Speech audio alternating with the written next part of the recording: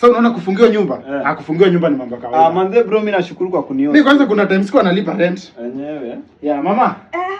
Shakuja. Umefungiwa tena. Manze ni mambo ya kawaida hivi. Jua tu ni God tu. Haya basi acha mimi niende kazi.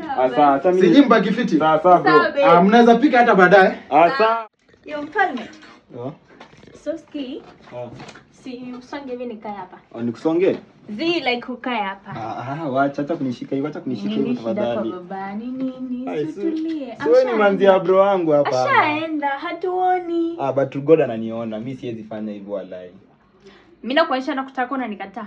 Hapana, unajua ule ni msemi respect. Unaona like mimi na wewe haiwezi. So na respect huwezi nitaka. Sikutaki. We'll see how that goes for you. My love.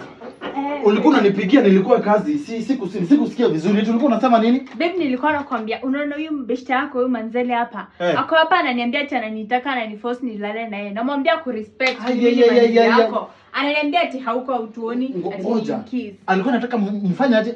Tuingie naye nilale naye kwa kitanda. Check boys. Bosi mama, amka. Tulikuwa unafanya nini na yeye? Dada ni gani bro? Eti dada ni gani? Na ananiambia tulikuwa unataka kufanya nini na yeye?